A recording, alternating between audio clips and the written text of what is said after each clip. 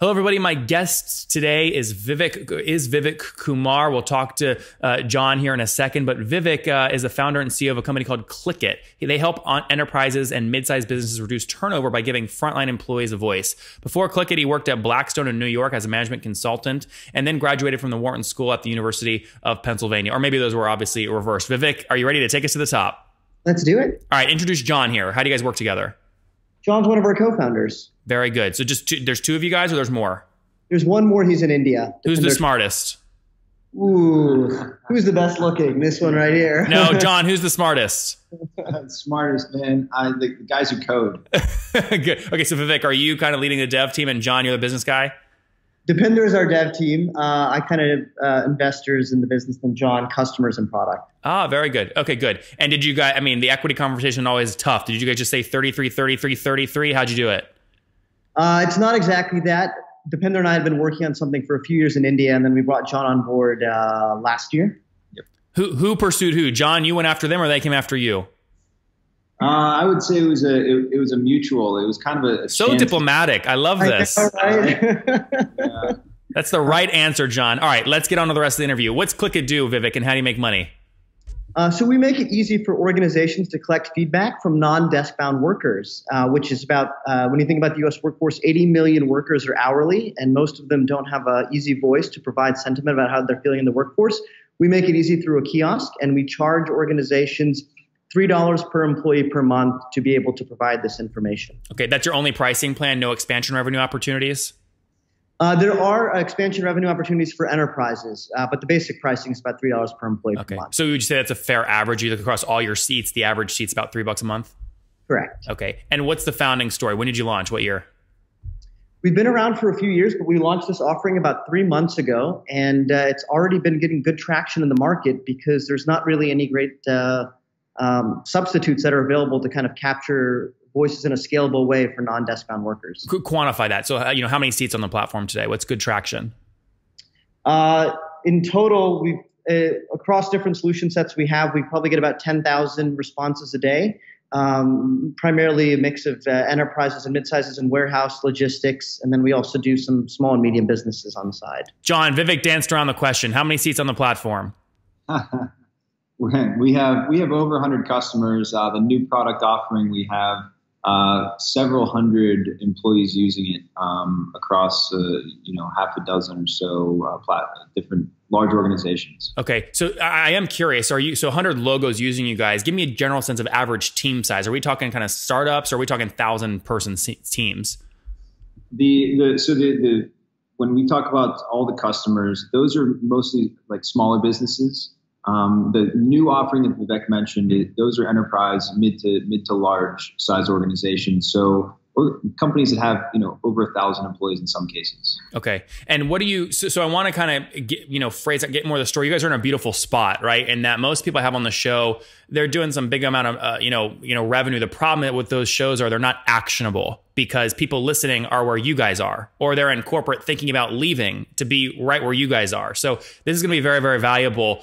Where are you guys at today? So you're 3 months in. So what's revenue today per month? So total revenue per month is between $10,000 and $20,000. About half of that's recurring, so about $10,000 a month in recurring. The new offering that John is talking about in more detail, it's about $1,000 a month in recurring. So within 3 months, we've hit $1,000 in MRR with the new offering. That's great. So 100 logos paying you about $100 per month, right? They get about 10 grand per month in sales right there. You just launched a new offering. Why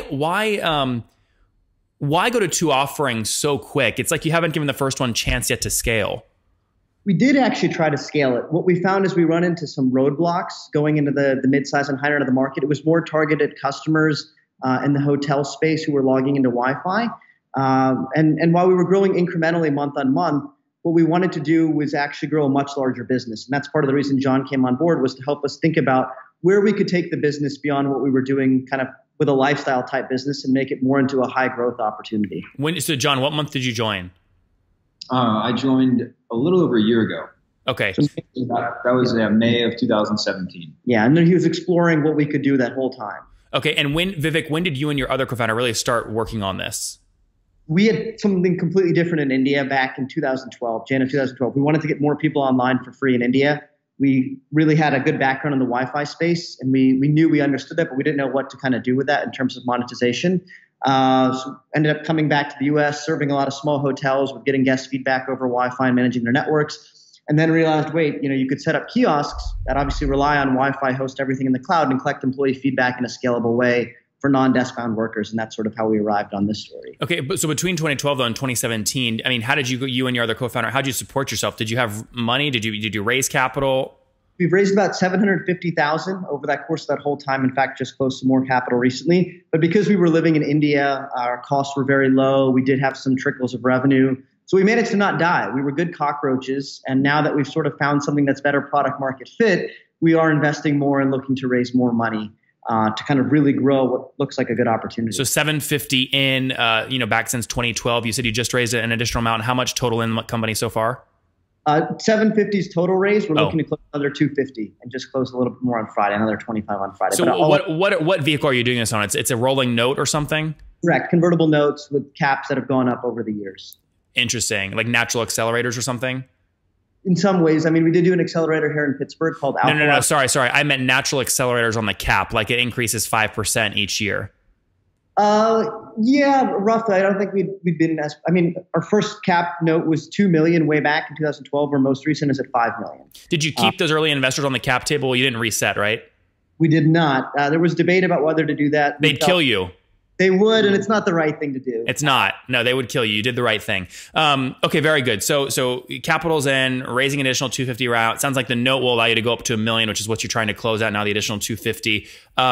Where is the growth coming from today, right? So where are you signing up new customers from? Yeah. John? We've actually, so far, we've been getting a lot of referrals, a lot of working our networks. We're based in Pittsburgh and the Bay Area, but kind of this part of the country is where a lot of our customers are for the new offering. So warehouse distribution centers, we can expand that, but right now we're trying to stay laser focused on that offering. We have, having said that, we have started to pick up a couple unaffiliated customers just through outbound, going to trade shows, things like that. Yep. Yeah, the top verticals are warehouse logistics, fast food, retail, manufacturing, and we're even getting some interest in healthcare as well. Any metrics yet on churn? So far, 0, but we don't have enough of a large sample size. In terms of our churn of customers or reduction in employee turnover? No. Sorry, churn of customers. None. I mean, in our hotel business, it was 99% retention, about 125 paying customers. In this space, the 3 paying customers to date, 0 so far in the 3 months. Interesting. And any metrics yet on like CAC and lifetime value, or no, it's just too early? In the hotel space, we know all that. In this, it's too early. But some of our mid-sizes are about 1,000 a month. One of them is much larger than the other two. So yeah, you could assume it's tough to say because there isn't any churn, but we can invest more money to acquire those customers than we could in the past. Yeah. What's the team size today? 2 of us, another co-founder, and then some folks in India, maybe about 7 or 8. Full-time or part-time?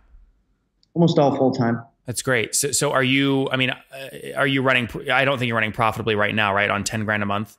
No, net burns about 20K a month. Okay, got it. And so how do you manage runway right now? Like obviously you're trying to close additional tranches, buy yourself extra time, which that's what a good CEO would be doing. But what's your run rate today? My goodness, we almost died like 3 months ago. You can ask John and anyone else on the team about it. I think it's like, you've got to find a way to survive. And the thing is, if we wouldn't have hit our pilots wouldn't have converted to paying customers, there might not be a company today. But although we don't have a lot of cash in the bank, the opportunity for Qlicket is probably better than it's ever been. Whereas maybe a year ago, we had 100K in the bank and we were growing incrementally and investors weren't excited about that story. So there's a lot to say about continuing to have momentum and hit in the short term and have a bigger story, even if you don't have a lot of cash in the bank, versus having a lot of cash and not knowing what you're doing. I'd much rather have what we have than some friends who have a lot more cash and are trying to figure out their product market fit. John, when you realized a couple of months ago that this thing is like, crap, how are you doing payroll? Why do you stick around? And I'm not trying to cause friction, but this is something that happens in every single startup and no one ever talks about it. So what did Vivek tell you that made you stick around? Well, I mean, I think there was a mutual investment. I knew, over a year ago what I was signing up for. I think you got to have a sense of risk aversion, risk tolerance, in order to know that those tough times are going to come. I think honestly, if they don't, then if you're kind of going through a brand new product and you don't run into some tough times like that, you're probably not doing something right. So, it was to be expected, and it was really just looking at the opportunity that was there. And to be fair, John actually, it was not just talking the talk, he actually walked the walk. So he agreed to modify his compensation package. He took a severe pay cut and he doubled down on his equity almost, more than that. So he really is validating and backing up his belief in what we're able to do. And that meant a lot. That's great.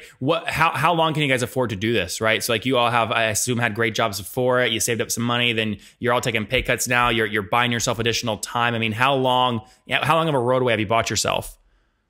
I mean, as long as there's customer validation and growth and there's the opportunity to keep executing, the money will come. I mean, investors are looking for the story and the opportunity for all that. The hardest part is really making sure you have something customers really want. You want to be flooded in that demand. We've never felt what that's like, although we're starting to feel like we literally can't keep up with what our customers want on this and that they're willing to pay for. So, hopefully we don't have to worry about, hopefully we've survived the valley of death. There might be some of those, but hopefully it was the most severe one definitely 3 or 4 months ago. And hopefully we never have to go through that again. But yeah. That's good. How'd you guys land on, we didn't really talk much about the idea. How did you land on this particular customer to build something for? Do you guys have backgrounds in the space? Actually, well, no, we the background that we have is really in gathering insights in a very effective and actionable way. And that's what was happening in the hotel space. Through the course of, over several months after I joined, just going out to different industries, talking to people about the thing that we'd built and seeing how it applies, we came across a very large logistics provider who kind of keyed us onto something. We started exploring it further and just discovered this real need in the marketplace, and just figure out what we would have to build in order to make it work for them, and in the course of that, make it work for everybody who's like them. Mm-hmm. Very good. All right, guys, let's wrap up here with the famous five. Vivek, number one, what's your favorite business book? Oh, business book. Right now, it's probably Jason Lemkin's From Impossible to Inevitable. Number two, John, this one's for you. Is there a CEO you're following or studying right now? Elon Musk. Vivek, back to you. Number three, what's your favorite online tool? Online tool. Probably using LinkedIn the most, but I don't know if it's the favorite. All right. And Vivek, let's stick with you for these last couple here. So how many hours of sleep do you get every night? Recently, it's probably been about 6. And what's your situation? Married, single, kiddos? Single with serious girlfriend. Okay, good. So not married. No kids that you know of? No kids that I know of. Run around Pittsburgh somewhere? You just don't know about them? Yeah. I'm kidding. All right. And how old are you?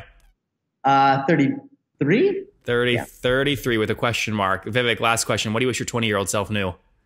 Oh, man, so much. The only thing that matters is growth and finding that product market fit and really making sure you make something people want. Sounds generic, but it's so true. Guys, there you have it from Vivek and John at Qlicket. They're their founder over in India. Launched really back in 2012, raised some capital for a different idea. Brought John in a couple months ago actually about a year ago in 2017. Just launched a new product a couple months ago here in 2018. Now have about 100 customers paying $100 per month, 10 grand per month in pure SaaS revenue. Sounds like some professional services on top of that, which is helping them with their, cash. They've raised 750 grand. Vivek's out raising about another 250 right now. Again, trying to hit product market fit for their new Qlicket product. Vivek, John, thank you both for taking us to the top. Thank you so much.